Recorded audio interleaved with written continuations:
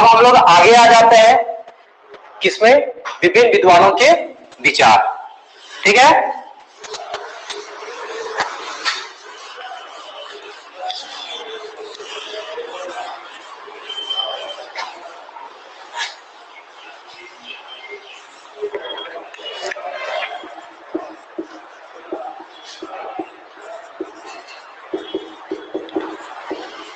तो विभिन्न विद्वानों के विचार में बहुत सारे विचार आए, लेकिन उसमें सबसे अधिक मान्यता किसको दिया जाता है, सुयस महोदय को। तो सुयस महोदय के अनुसार पृथ्वी की आंतरिक संरचना है ना, उन्होंने क्या बतलाया, तो उनका मानना था किसके आधार पे, पृथ्वी में जो खनिज तत्व पाए जाते हैं ना, उसके आधार पर उन्होंने क्या कहा कि पृथ्वी 3 परतों में वर्गीकृत किए जाते हैं। पृथ्वी क्या है, 3 परतों में पाए जाते हैं। आप लोग भी जानते ही होंगे, कौन कौन सा, सियाल, सीमा, नीफे। ठीक है, सियाल,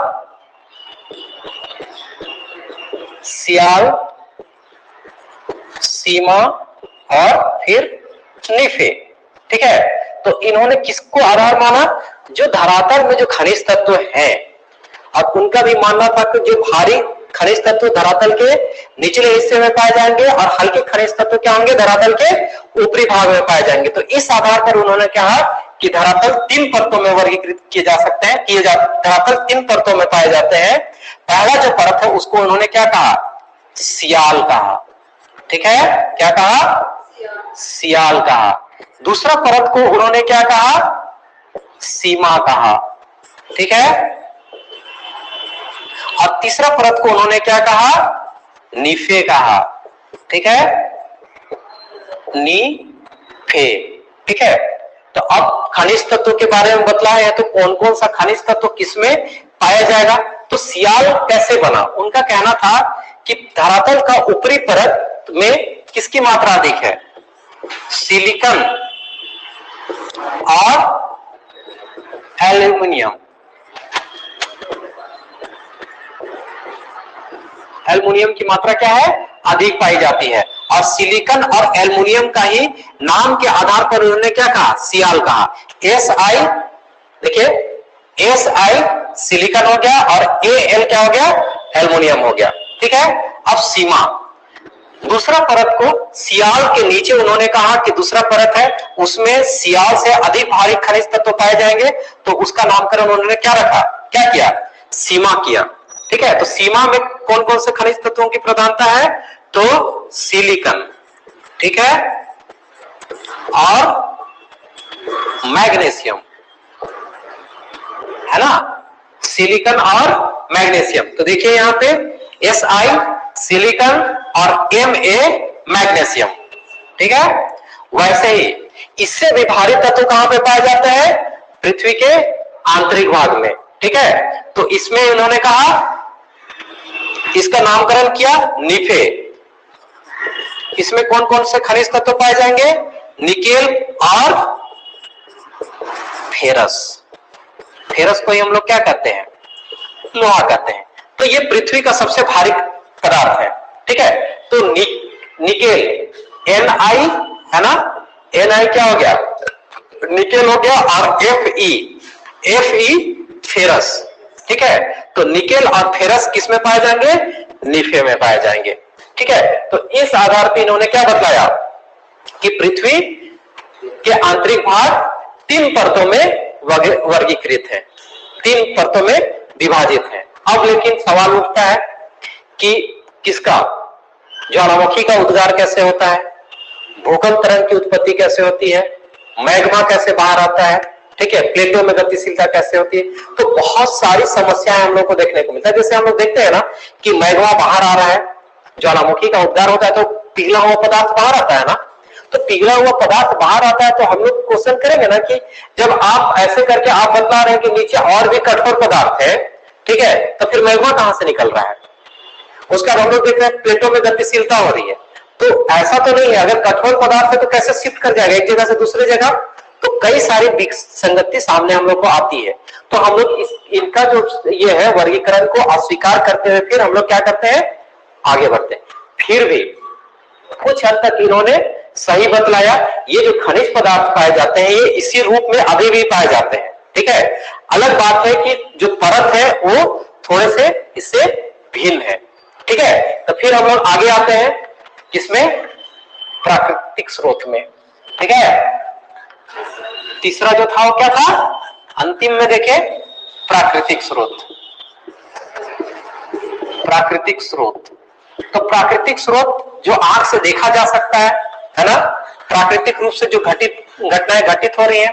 तो पहला ज्वालामुखी उद्गार, ज्वालामुखी उद्गार, और दूसरा भूकंप तरंग के आधार पर, है ना, भूकंप तरंग के आधार पर, भूकंप तरंग के आधार पर। अब देखिए पहला ज्वालामुखी का उद्गार, तो ज्वालामुखी का उद्गार के आधार पर हम लोग कैसे बतला देंगे कि पृथ्वी की आंतरिक संरचना किस प्रकार से है, बता पाएंगे? फिर भी प्रयास किया गया, है ना। कहा गया कि मैग्मा जब बाहर निकलती है तो कोई तो ऐसा परत होगा कि पृथ्वी क्या है, पिघली अवस्था में है, ठीक है। क्योंकि पूरे पृथ्वी में कई क्षेत्रों में हम लोग को ज्वालामुखी का उद्गार देखने को मिलता है। तो इस आधार पर कहा गया कि नहीं, सभी पार्ट क्या है, तरल कठोर तो नहीं हो सकते, कुछ ऐसा परत हो सकता है जहां पे क्या है, पृथ्वी पिघली अवस्था में है। लेकिन इससे हम लोग को पृथ्वी की आंतरिक संरचना को जानने में बहुत ज्यादा क्या होता है, बहुत ज्यादा लाभ नहीं मिलता है। तब फिर हम लोग क्या करते हैं, भूकंप तरंग के आधार पर पृथ्वी की आंतरिक संरचना को जानने का प्रयास करते हैं। इसको मिटा देते हैं। एक्चुअल में आज वर्तमान समय में जो पृथ्वी की आंतरिक संरचना है ये भूकंप तरंग के आधार पे ही हम लोग क्या करते हैं, पृथ्वी की आंतरिक संरचना को क्या करते हैं, जान मतलब इसको मिटा दें। भूकंप तरंग के आधार पर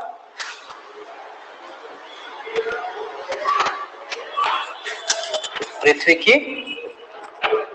आंतरिक संरचना, ठीक है।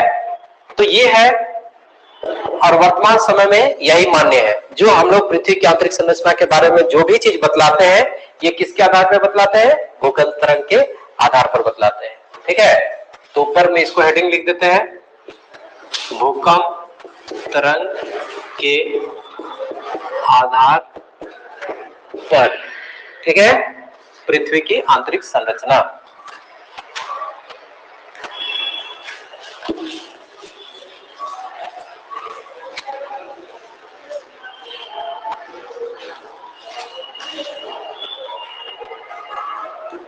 अब देखिए कैसे भूकंप तरंग, है ना,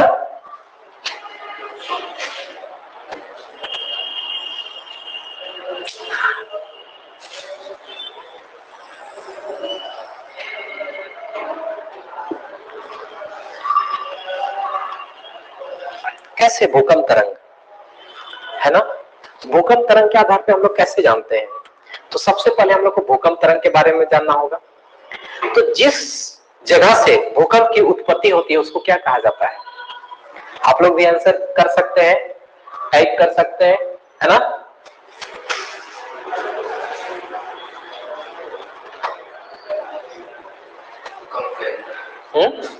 भूकंप केंद्र, जैसे सपोज कीजिए भूकंप की उत्पत्ति इस जगह से हो रही है ना, तो जिस केंद्र से भूकंप की उत्पत्ति उसको हम लोग क्या कहते हैं, भूकंप केंद्र कहते हैं, या क्या कहते हैं, फोकस कहते हैं। क्या कहते हैं, फोकस कहते हैं। जनरली भूकंप केंद्र क्वेश्चन में आंसर में नहीं रहेगा क्योंकि ये डायरेक्ट पता चल जाता है कि भाई ये तो होगा ही होगा, है ना। तो जनरली क्या कहा जाता है, फोकस दे दिया जाएगा, या अव केंद्र कहते हैं। क्या कहते हैं, अव केंद्र, मतलब जिस जगह से भूकंप की उत्पत्ति होती है तो उसको हम लोग क्या कहते हैं, अव केंद्र, फोकस या भूकंप केंद्र कहते हैं।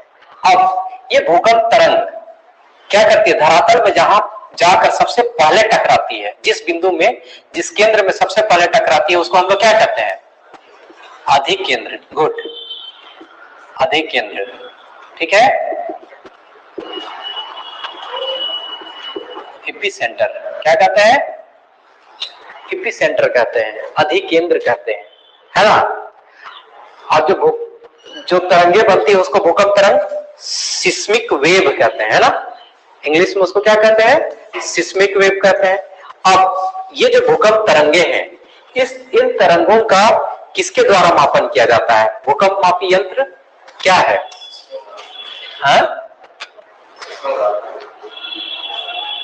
सिस्मोग्राफ। गुड।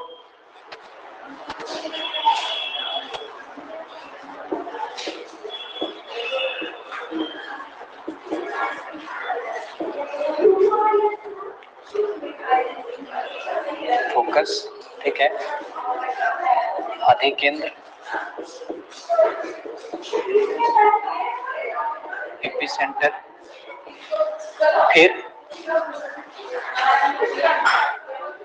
सिस्मोग्राफ, ठीक है। सिस्मोग्राफ के द्वारा हम लोग क्या करते हैं? ये क्या है? भूकंप मापी यंत्र। क्या है?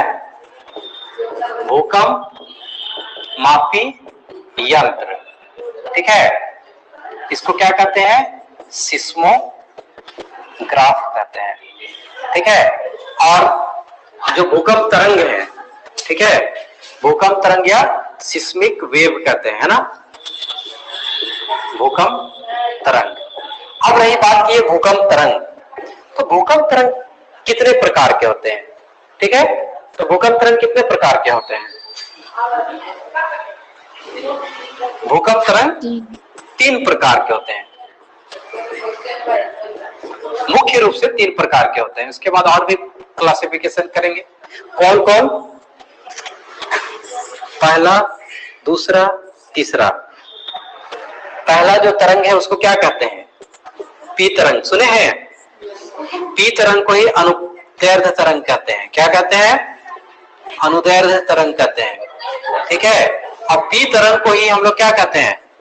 प्राथमिक तरंग कहते हैं, प्राइमरी वेव कहते हैं, ठीक है। क्या कहते हैं?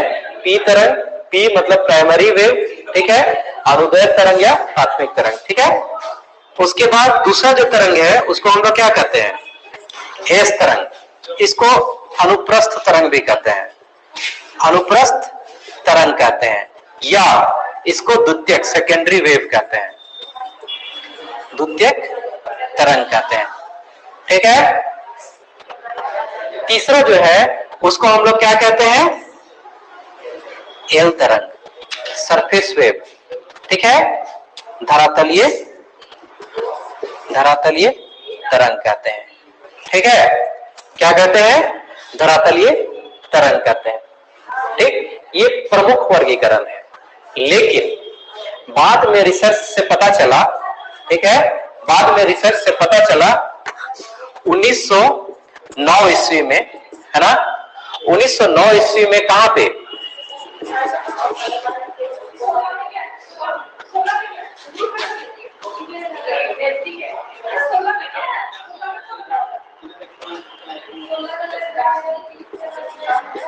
यूगोस्लाविया में एक भूकंप आया, ठीक है, यूगोस्लाविया में एक भूकंप आया। इस भूकंप में पता चला कि पी तरंग है और इस तरंग है, इन दोनों तरंगों के बीच में एक और तरंग है जिसकी गति पी तरंग से कम है लेकिन इस तरंग से ज्यादा है, ठीक है। मतलब दोनों से क्या है? 2 तरंगों का पता चला, उसको इन्होंने क्या पीजी तथा एसजी तरंग का पता चला, ठीक है। इनकी गति पी तरंग से कम, और एक का पी तरंग से कम है और एस जी का एस तरंग से कम है, ठीक है। कब पता चला? 1909 ईस्वी में। तो ये 2-3 तो हो गए, इसके अलावा ये चौथा वर्गीकरण हो गया। अब 5वां वर्गीकरण देखिए। 5वां वर्गीकरण में 1927 ईस्वी में, ठीक है, ऑस्ट्रिया में भूकंप आया। कहां पे? ऑस्ट्रिया में एक भूकंप आया। ऑस्ट्रिया में भूकंप आया तो पता चला कि ये जो चारों तरंगे हैं, 3, 4, 5, ये पांचों तरंगों के अलावा भी एक और तरंग है जिसकी गति इनसे क्या है? कम है। तो इसका पहला जो खोज किया वो किनके द्वारा किया गया? कोनार्ड के द्वारा किया गया। किनके द्वारा? कोनार्ड के द्वारा एक नए तरंग की खोज की गई, उसको हम लोग क्या कहते हैं? पी स्टार तरंग, है ना। और जेफरीज के द्वारा एक खोज की गई है ना, जेफरीज के द्वारा जो पता किया गया उसको एस स्टार तरंग कहते हैं। ठीक है, तो वर्तमान समय में हम लोग कितने तरंग पा गए? 1 2 3 4 5 6 7। तो वर्तमान समय में अगर ये देखा जाए भूकंप तरंग, तो 7 प्रकार के भूकंप तरंग पाए जा रहे हैं। ठीक है, तो ये सभी क्या है? ये प्रमुख तरंगे हैं यार, ये क्या है? गौण तरंगे या अन्य तरंगे। इनका प्रभाव क्या होता है? इन तरंगों से क्या होता है? कम होता है। ठीक है, तो ये भी हम लोग क्या करेंगे, बाद में बतलाएंगे कि किसका किससे ज्यादा होगा। अगर सीक्वेंस देखा जाए गति के आधार पे, है ना, गति के आधार पर, तो किस प्रकार से होगा? सबसे अधिक किसका गति होगा? पी तरंग का। उसके बाद उसके बाद क्या होगा? पी स्टार का होगा। ठीक है, और उसके बाद क्या होगा? पी जी तरंग का। फिर क्या होगा? एस तरंग का, फिर एस स्टार का। ठीक, उसके बाद एस जी का, उसके बाद एल तरंग का। ये क्रम हो गया, घटते हुए क्रम में।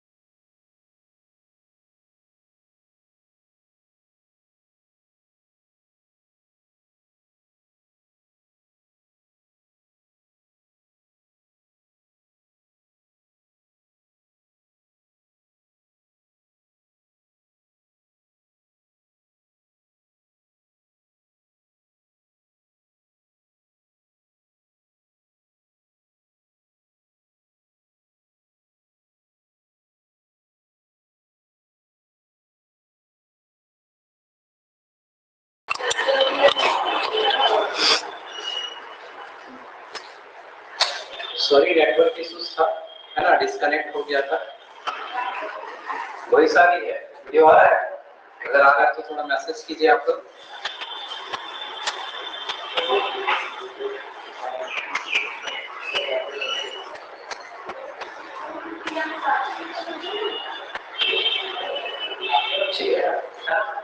तो हम लोग देख रहे थे ये क्या है? भूकंप तरंग। ठीक, अब इस भूकंप तरंग के आधार पर हम लोग कैसे पृथ्वी की आंतरिक संरचना को जानते हैं?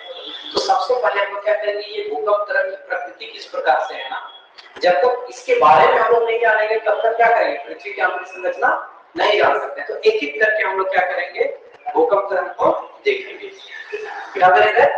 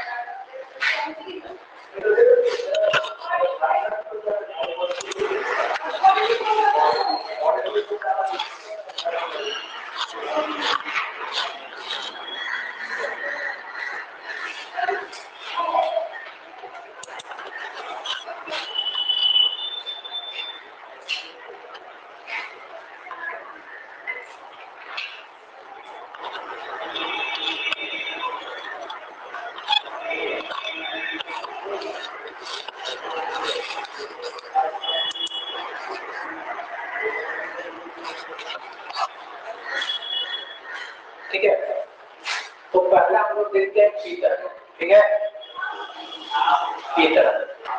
तो पी तरंग की क्या क्या विशेषता है?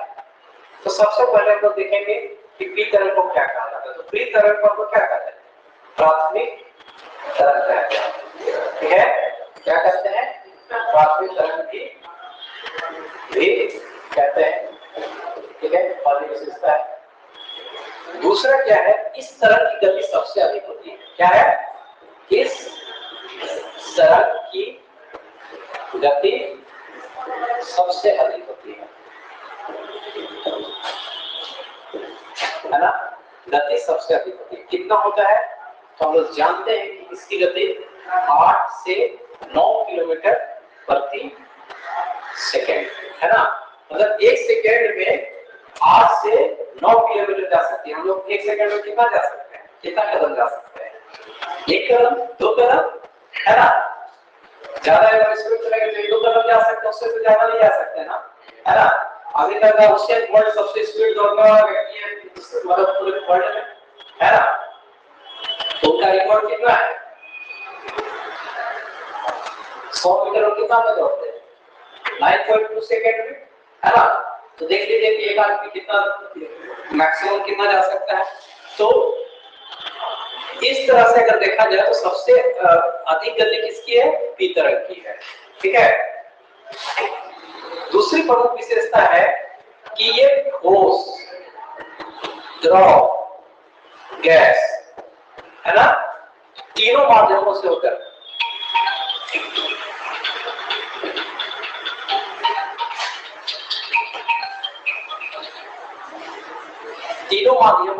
क्या करती है? तीनों माध्यमों से होकर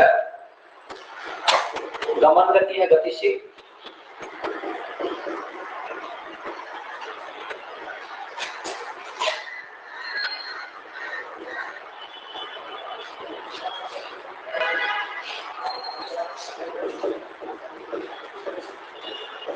तीनों माध्यमों से होकर गतिशील होती है, ठीक है। कैसे? जैसे हम लोग कौन कौन से माध्यम से होकर गतिशील होते हैं? जैसे हम लोग चलते हैं ना, तो हम लोग चलते हैं तो कौन कौन सा माध्यम? ये तो चलने का ठोस केवल है, ठोस ही है। हम लोग बोलेगा कि हवा में चलिए तो चल पाएंगे? नहीं चल पाएंगे। या फिर बोलेगा पानी में चलिए तो चल पाएंगे? नहीं चल पाएंगे। अलग बात है, तैरते हैं, लेकिन वो क्या है? कुछ परसेंट। हम लोग फेंक दीजिएगा पानी में तो हम डूब के मर जाएंगे, है ना। हमको तैरने बहुत कम आता है, ऐसा नहीं है। छोटा मोटा जगह में तलाब में हम बच जाएंगे, लेकिन आप सोचिएगा डायरेक्ट इफेक्ट अत्याचार के निकलो कहिएगा पीछे, तो कहानी कुछ और होगा, है ना। तो हम लोग का जैसे मनुष्य किसमें? ठोस में तो गमन करता है मनुष्य, लेकिन द्रव और गैस में नहीं चल सकता है। लेकिन भूकंप तरंग वो क्या है? ठोस में भी जा सकता है, द्रव पानी में भी गतिशील होता है, और गैसीय तीनों अवस्था से, मतलब गैस से भी क्या होती है? गतिशील। तो तीनों अवस्था से होकर गतिशील होती है। नेक्स्ट, घनत्व में वृद्धि के साथ इनकी क्या होता है? घनत्व में वृद्धि के साथ, घनत्व में वृद्धि के साथ इसकी गति में क्या होती है? इसकी गति में वृद्धि होती है ना। घनत्व में वृद्धि के साथ क्या होती है? इसकी गति में वृद्धि होती है। जितना आप उस पदार्थ कीजिएगा उतना इसका गति क्या हो जाएगा? वृद्धि हो जाएगा। जैसे हम लोग का ध्वनि होता है ना, वॉइस, ठीक है, वॉइस का भी वही सिस्टम है। जितना कठोर कीजिएगा उतना स्पीड जाएगा। जैसे हम लोग बात करते हैं, हम लोग का आवाज आप लोग तक पहुंच रहा है, तो किस माध्यम से पहुंच रहा है? कैसे पहुंच रहा है? डायरेक्ट पहुंच रहा है। हाँ, हम जो बोल रहे हैं आप लोगों को, तो क्या डायरेक्ट पहुंच रहे हैं? नहीं ना। वो कौन लेके जा रहा है? कौन कैरी कर रहा है? ये हवा। अगर हवा नहीं रहता, कितनों बोलते आप लोग तक आवाज नहीं पहुंच पाती। चंद्रमा में चाहिए, हवा नहीं है, वहां पे बोलिएगा, अगला सामने में देख रहा है, मुंह तो ऐसे ऐसे चलता रहेगा, लेकिन आवाज नहीं आएगा। तो हम लोग का आवाज को कौन कैरी करके लेके जा रहा है? एयर लेके जा रहा है, हवा लेके जा रहा है। तो हम लोग अगर हल्ला करेंगे तो कितना किलोमीटर तक हल्ला कर सकते हैं? या तो ज्यादा 1.5 किलोमीटर तक। अगर खुला जगह रहेगा तो 1 किलोमीटर, एक किलोमीटर में कहां समझ जाएगा? तो उतना आवाज नहीं जाएगा, है ना। 500, 700, 800 मीटर तक हम लोग का आवाज जा सकता है, लेकिन उसके आगे हम लोग का आवाज नहीं जा सकता है। लेकिन जब हम लोग किस चीज का प्रयोग करते हैं? टेलीफोन का प्रयोग करते हैं।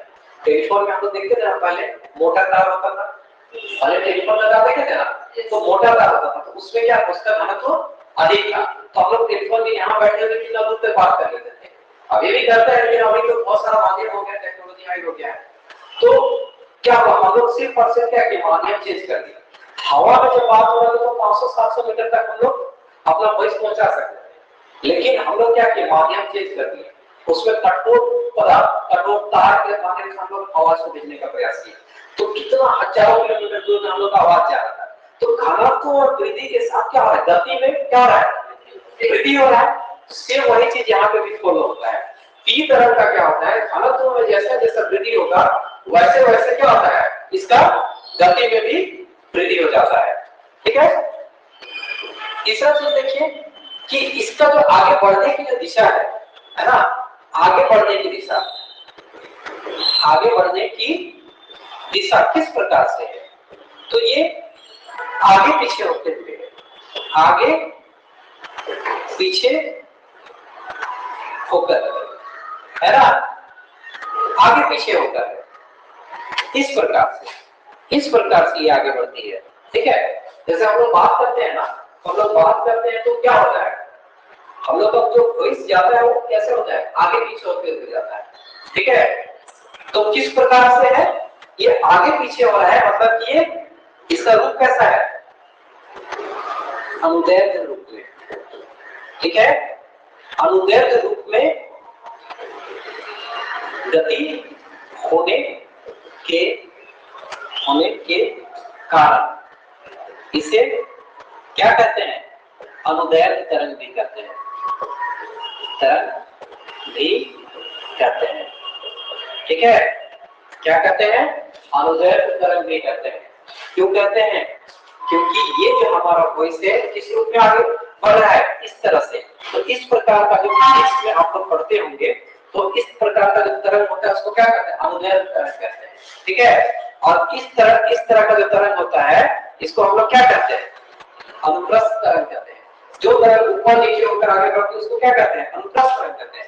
और जो तरंग आगे पीछे होकर चलती है उसको हम लोग अनुदैर्घ्य तरंग कहते हैं। इसीलिए पी तरंग को हम लोग क्या कहते हैं, अनुदैर्घ्य तरंग भी कहते हैं। क्या कहते हैं, अनुदैर्घ्य तरंग कहते हैं। अब देखिए, अनुदैर्घ्य तरंग कहते हैं तो किसके जैसा है, ध्वनि तरंग के समान है, ध्वनि तरंग के समान। ठीक है। इसके जैसा है, ध्वनि तरंग के समान है। क्वेश्चन पूछा जाता है कि कौन सा तरंग ध्वनि तरंग के समान है ना, तो आप क्या बताइएगा, पी तरंग किसके जैसा है, ध्वनि तरंग के समान है। कैसे, अब इसको याद करने का तरीका, जैसे हम लोग बात करें ना, आपका नाम क्या है, भोला। अच्छा, जैसे भोला, तो जो आवाज है भोला, तो अगर हम लोग, मेरा जो वॉइस है वो कैसे एकदम क्या हो रहा है, डायरेक्ट जा रहा है ना, अनुदैर्घ्य रूप में जा रहा है, आगे पीछे होकर जा रहा है। लेकिन इसी फ्रीक्वेंसीज को हम लोग क्या करेंगे, चेंज कर देंगे, इसको ऊपर नीचे भेजेंगे, तो कैसा आवाज आएगा, भोला, है ना, कैसा आवाज आएगा, ऊपर नीचे हम लोग का ध्वनि हो जाएगा। तो इस तरह से हम लोग का साउंड नहीं होता है। ठीक है। तो याद करने का तरीका क्या है कि हमारा जो वॉइस है वो आगे पीछे होकर जा रहा है, मतलब कि अनुदैर्घ्य रूप में जा रहा है, मतलब किसके जैसा जा रहा है, ध्वनि तरंग के समान है। इसलिए हम लोग क्या कहते हैं, पी तरंग किसके समान है, ध्वनि तरंग के समान है। ठीक है। तो ये प्रमुख विशेषता है ध्वनि तरंग की। ठीक है।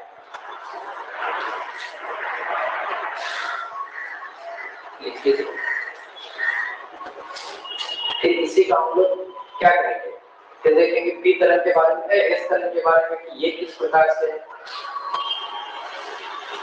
बेटा दें।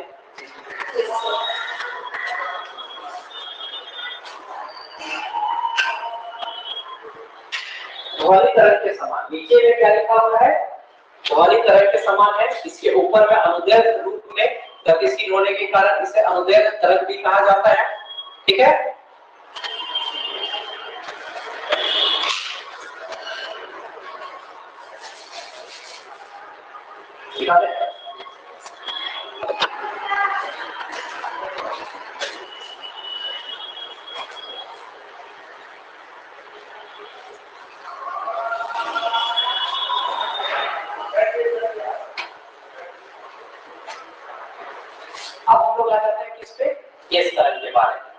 ठीक है, इस तरंग को किस नाम से पुकारा जाता है?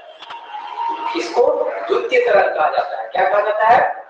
द्वितीय तरंग वेव कहा जाता है, सेकेंडरी वेव, है ना? क्या कहा जाता है?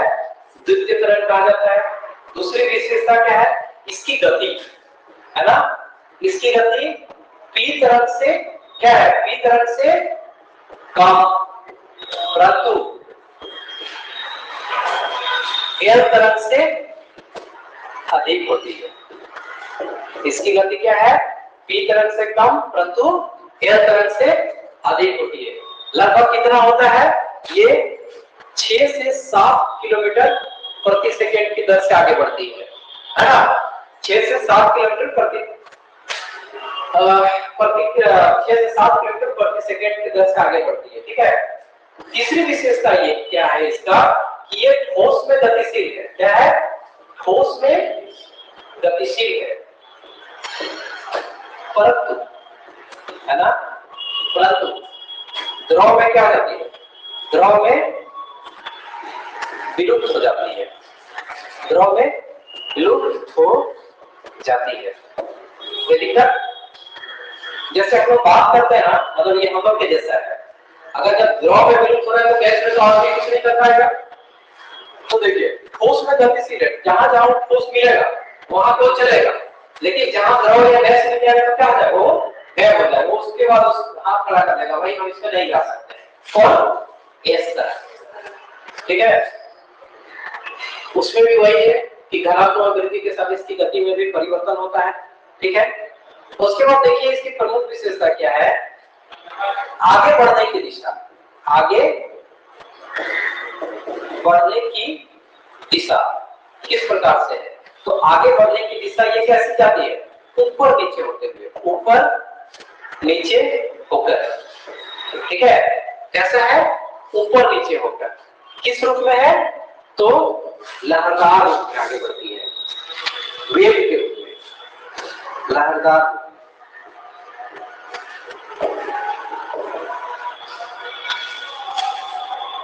रूप में, या अनुप्रस्थ तरंग के जैसा, अनुप्रस्थ तरंग के जैसा।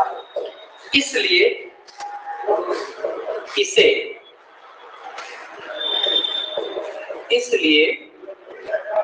इसे क्या कहते हैं? अनुप्रस्थ तरंग भी कहते हैं। क्या कहते हैं? इसे अनुप्रस्थ तरंग भी कहते हैं। मतलब ये द्वितीय तरंग भी हो गया और क्या हो गया? अनुप्रस्थ तरंग भी हो गया, क्योंकि ये कैसी आगे बढ़ रही है? लहर के रूप में, है ना, ऊपर नीचे होते हुए आगे बढ़ती है। किसके जैसा? किसके जैसा? प्रकाश तरंग या जल तरंग के समान। जल तरंग के समान। ठीक है। किसके जैसा? प्रकाश तरंग या जल तरंग के समान। ठीक है। तो प्रकाश तरंग हम लोग जान रहे हैं, जैसे हम लोग देखते हैं ना, अगर कंटिन्यूअस प्रकाश हम लोग का आंख में पड़ता तो ये टिमटिमाता, इसको जैसे देख रहे हैं, ये तो नजदीक इसलिए पता नहीं चलता है। हम लोग स्टार देखते हैं ना, तो तारा देखते हैं तो क्या होता है? तारा टिमटिमाता हुआ नजर आता है। ठीक है। तो टिमटिमाता हुआ नजर आने का कारण क्या है? ये बहुत दूर में है, तो हम लोग का जो करेंट, मतलब जो तरंगे हैं वो हम लोग तक पहुंचती तो है, लेकिन वो कैसे करके आ रही है? ऐसे ऐसे करके आ रही है। ठीक है। अब चाहे बल्ब को भी देखिएगा, कंटिन्यूअस थोड़ा सा दूर में बल्ब टंगा हुआ है, तो उसको देखिएगा तो थोड़ा थोड़ा फुकफुकाता हुआ दिखाई देता है। ठीक है। चाहे इसी को देखिए, आपको फील होगा कि थोड़ा सा ऐसे होता है, एकदम कंटिन्यूअस लग रहा है। ठीक है, फील हो रहा है, यहाँ पे भी फील हो रहा है। तो क्यों हो रहा है? क्योंकि वो क्या है? लहर के जैसा आ रहा है।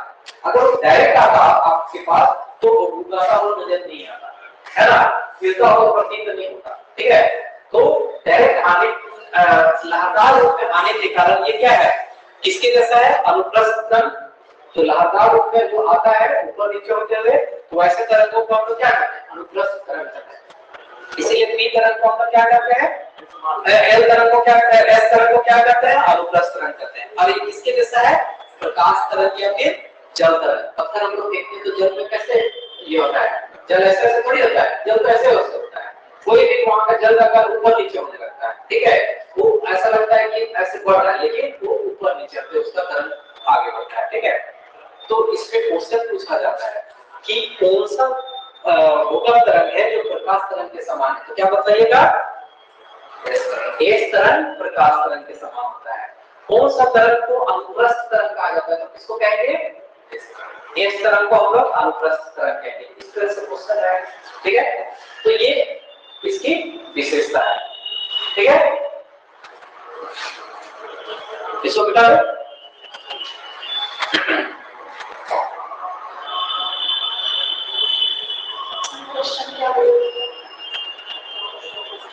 कौन सा तरंग प्रकाश तरंग के समान है, या किस तरंग को अनुप्रस्थ तरंग कहा जाता है।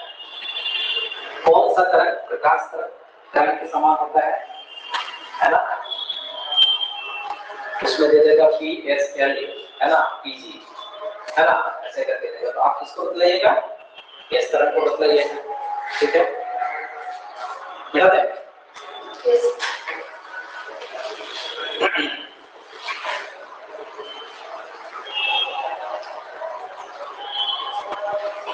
एक तरंग लिख लेते हैं, है ना।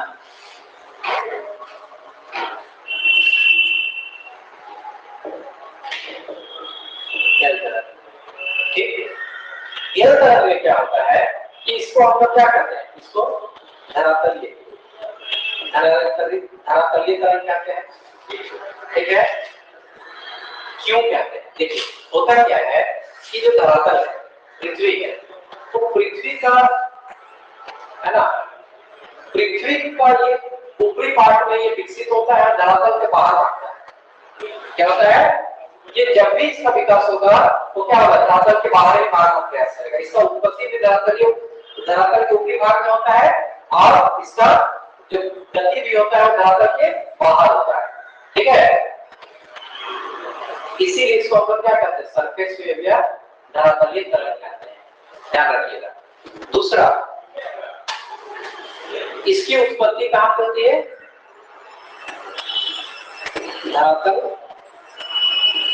धरातल के ऊपरी परत में एवं या आंतरिक भाग में प्रवेश नहीं कर पाती है, आंतरिक भाग में प्रवेश नहीं करती है, ठीक है, आंतरिक भाग में प्रवेश नहीं करती है। इसीलिए इसको हम लोग क्या कहते हैं, धरातलीय तरंग कहते हैं। इसकी गति क्या है, सबसे कम है, इसकी गति सबसे कम है। तो इसकी गति सबसे कम है, तो विनाश क्या होगा, सबसे क्या होगा, विनाश सबसे ज्यादा होगा। ये तो हो सकता था कि अगर गति कम है तो आप लोग बोल सकते थे कि क्या होगा, विनाश भी कम होगा, लेकिन नहीं, गति कम है जिसके कारण विनाश सबसे ज्यादा होता है, सबसे अधिक विनाशकारी होता है। ये भी क्वेश्चन बनता है कि कौन सा तरंग सबसे अधिक विनाशकारी लग रहा है।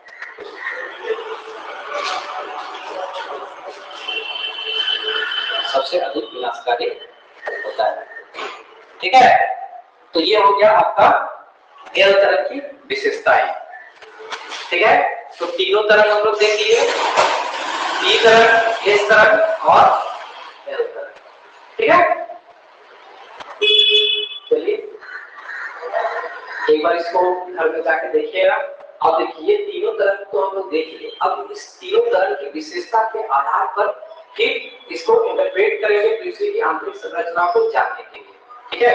तो कल उसके बारे में हम लोग फिर चर्चा करेंगे नेक्स्ट क्लास में, है ना। और ये जो चैप्टर है बहुत इंपॉर्टेंट चैप्टर है, इससे बार-बार क्वेश्चन पूछा जाता है, ठीक है। और जितना लाइन लिखाए हैं हर एक लाइन आपके लिए क्या है, इंपॉर्टेंट है, ठीक है। आप लोग भी देखते होंगे किस तरह से क्वेश्चन रहता है। जो लोग हम लोग से काफी दूर हैं वो लोग भी कुछ क्वेरीज, कुछ क्वेश्चन है तो आप लोग टाइप करके पूछ सकते हैं, कोई समस्या है तो बतलाइए।